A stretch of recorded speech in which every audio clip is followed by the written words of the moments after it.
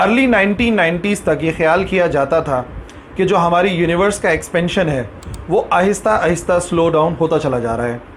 असल में ये ख्याल किया जाता था कि जो हमारी यूनिवर्स है उसकी एनर्जी डेंसिटी जो है वो इतनी है कि आहिस्ता आहिस्ता आहिस्ता आहिस्ता जब वो एक्सपेंशन होता रहेगा तो ज़ाहिर सी बात है जब किसी चीज़ का वॉल्यूम बढ़ता है तो डेंसिटी में कमी आती चली जाती है, और डेंसिटी में कमी आने का मतलब ये है कि अब जो रेट है एक्सपेंशन का वो स्लो डाउन होता रहेगा और फिर आखिर में वो रिकोलैप्स हो जाएगा।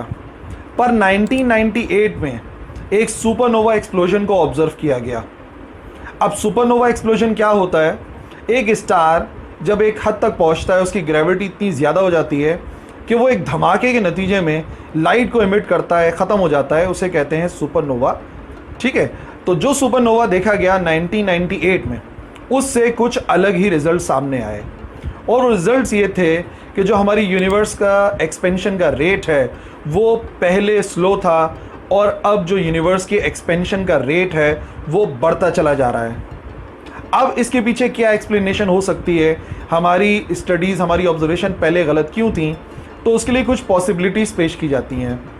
पहली पॉसिबिलिटी आइंस्टाइन की बहुत ही पुरानी थ्योरी ऑफ ग्रेविटी है जिसमें एक कॉस्मोलॉजिकल कांस्टेंट मौजूद था, और कहा यह जाता है कि उस कॉस्मोलॉजिकल कांस्टेंट की मौजूदगी की वजह से एक एक्सेलरेशन प्रोड्यूस होता है और हमारे यूनिवर्स का एक्सपेंशन का रेट बढ़ता चला जा रहा है। दूसरी एक थ्योरी ये भी पेश की जाती है कि हमारी जो यूनिवर्स है जिसे हम स्पेस समझते हैं, बेसिकली वहाँ पे कोई फ्लूइड भरा हुआ है और उस फ्लूइड की मौजूदगी की वजह से जो यूनिवर्स के एक्सपेंशन का रेट है वो बढ़ता चला जा रहा है।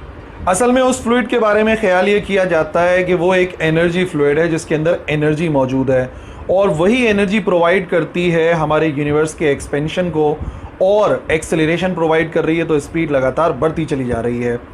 तीसरी पॉसिबिलिटी ये भी निकल के सामने आती है कि जो आइंस्टाइन की थ्योरी ऑफ ग्रेविटी है वो गलत है, बल्कि यहाँ पर कोई और फील्ड है जो कि अभी तक अननोन है और वो एक्सेलरेशन प्रोड्यूस करती है हमारे यूनिवर्स के एक्सपेंशन के दौरान।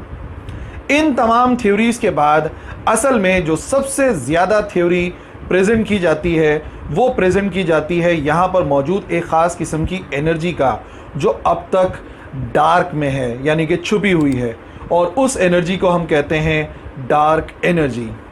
तो आज की वीडियो के अंदर हम बात करेंगे डार्क एनर्जी और डार्क मैटर की मिस्ट्री के बारे में कि अब तक हमें क्या नहीं मालूम है और अब तक क्या हमें नहीं मालूम है। Once you know that the universe is actually speeding up, then you're faced with the question of, well, what could make it speed up? The only real progress on that question has been to give the phenomenon a name. It's become known as dark energy. If there wasn't enough gravity, then the universe would keep slowly expanding forever. Space-time is basically this mesh that just sits there unless energy or matter bends it.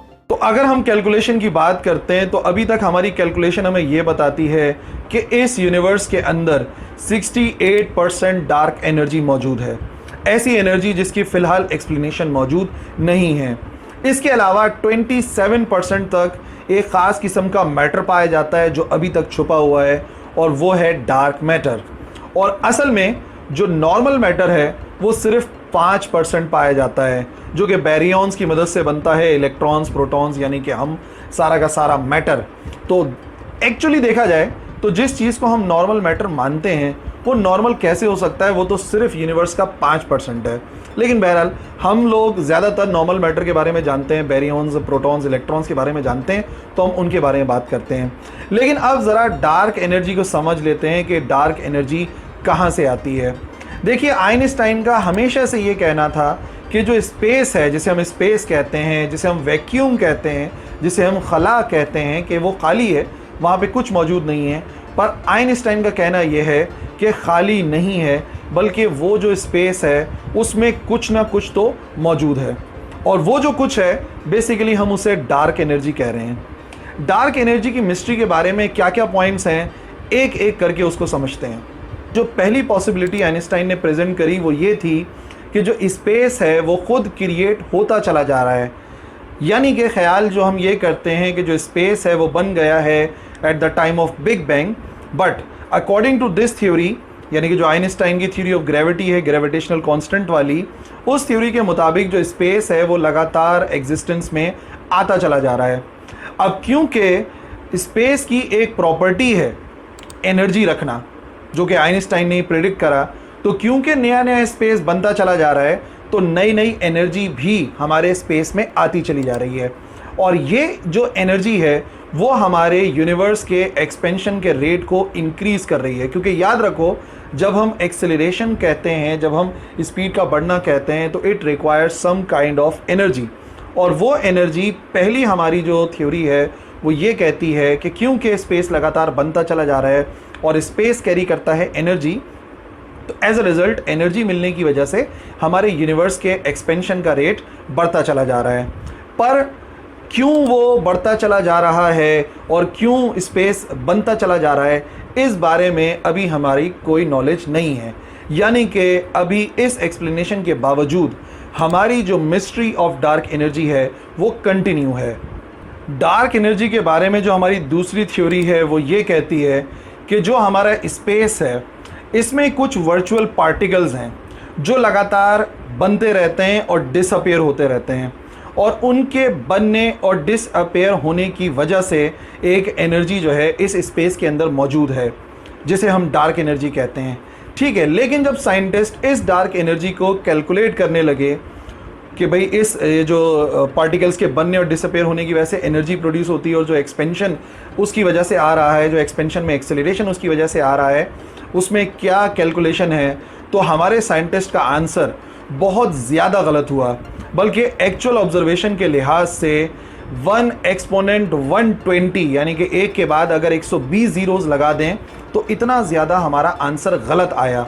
और जब इतना ज़्यादा answer गलत आया तो इसका मतलब हमारे डार्क एनर्जी की जो मिस्ट्री है वो अभी भी कंटिन्यू है।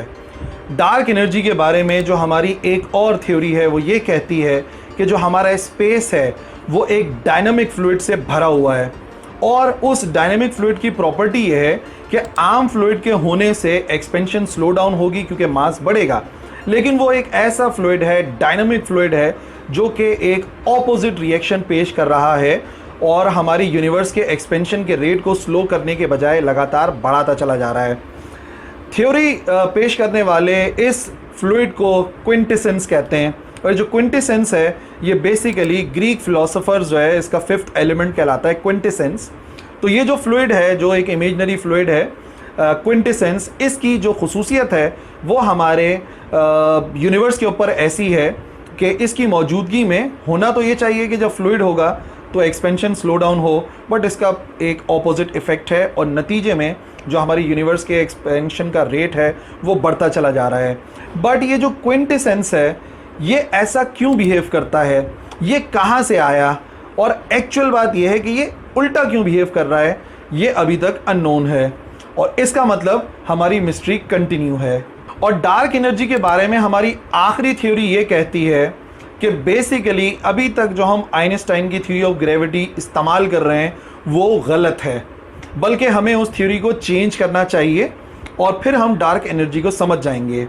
बट अगर आइंस्टाइन की थ्योरी ऑफ ग्रेविटी गलत है तो अभी तक वो हमारे स्टार्स की फॉर्मेशन, स्टार्स के मोशन और हमारे स्पेस को, या ऐसा कहा जाए नॉर्मल मैटर को कैसे एक्सप्लेन कर पा रही है। अगर हम कल को कोई नई थ्योरी लेकर आते हैं जो कि हमारे डार्क एनर्जी के कॉन्सेप्ट को क्लियर करे, तो कहीं ऐसा ना हो कि वो हमारे नॉर्मल मैटर को एक्सप्लेन करने में नाकाम हो जाए। सो इन तमाम थ्योरीज को अगर ऑब्जर्व किया जाए तो ये हमारे डार्क एनर्जी को एक्सप्लेन करने की कोशिश करते हैं, लेकिन जाहिर सी बात है जो डार्क एनर्जी है वो अभी तक अननोन चीज़ों में से एक है, जिसके बारे में जो साइंटिस्ट हैं वो थ्योरी प्रेजेंट करते रहते हैं। डार्क एनर्जी की मिस्ट्री समझ में आ गई हो तो एक और बात करनी है, वो है मिस्ट्री ऑफ डार्क मैटर। तो डार्क मैटर के बारे में जितना हम जानते हैं वो ये है कि डार्क मैटर हमारे यूनिवर्स का 27% है, लेकिन अहम बात यह है कि जो डार्क मैटर है वो इस वजह से डार्क नहीं है कि वो हमसे बहुत ज़्यादा दूर है और लाइट वहाँ से हम तक पहुँच नहीं पा रही, बल्कि वो यूनिवर्स का 27% है, वो हमारे करीब भी मौजूद है। दूसरी बात यह है कि डार्क मैटर कोई पार्टिकल ऐसा नहीं है, कोई डार्क क्लाउड नहीं है कि रोशनी हम तक रुक रही है उसकी वजह से तो वो हमें नज़र नहीं आ रहा। नहीं, वो बैरियन नहीं है, बल्कि वो एक्सियॉन्स हो सकता है, विम्स हो सकता है, अलग अलग पार्टिकल्स हो सकते हैं, बट वो बैरियोनिक नहीं है इन नेचर। बैरियोनिक से मुराद ये कि प्रोटॉन इलेक्ट्रॉन वगैरह से नहीं बना हुआ। फिर एक अहम बात यह है, तीसरी बात डार्क मैटर के बारे में, ये एंटी मैटर नहीं है, क्योंकि anti matter is very much different than the dark matter. Anti matter produce हो रहा है जब एक गैमा रे जो है वो स्प्लिट हो रही है किसी हैवी न्यूक्लियस से इंटरेक्शन की वजह से, लेकिन डार्क मैटर के एग्जिस्टेंस में ऐसी कोई बात नज़र आती नहीं है, तो वो एंटी पार्टिकल नहीं है। फिर डार्क मैटर ब्लैक होल भी नहीं है। क्यों? क्योंकि अगर ब्लैक होल होता है तो लेंसिंग होती है। ब्लैक होल वाली वीडियो के अंदर मैं ऑलरेडी एक्सप्लेन कर चुका हूं कि लेंसिंग नज़र आती है ब्लैक होल की वजह से, बट डार्क मैटर में ऐसी कोई भी लेंसिंग देखी नहीं गई है। लेकिन डार्क मैटर के बारे में बस आज तक हम लोग यही जान सकते हैं कि वो एक नए किस्म के पार्टिकल हैं जो कि हमारे नॉर्मल पार्टिकल से डिफरेंट हैं। वो विम्स कहलाते हैं या एक्सियॉन्स कहलाते हैं, वो बैरियोनिक तो नहीं है इन नेचर। इसका मतलब डार्क मैटर की जो मिस्ट्री है वो भी अभी तक कंटिन्यू है और इस पर काम जारी है। तो आज की इस वीडियो के अंदर हमने डिस्कस किया है डार्क मैटर और डार्क एनर्जी से रिलेटेड डिफरेंट थ्योरीज के बारे में, और आई होप आपके इल्म में ज़रूर इजाफा हुआ होगा। वीडियो इन्फॉर्मेटिव लगी तो ज़रूर शेयर करना दूसरों से। That's all for this video. अल्लाह हाफिज़।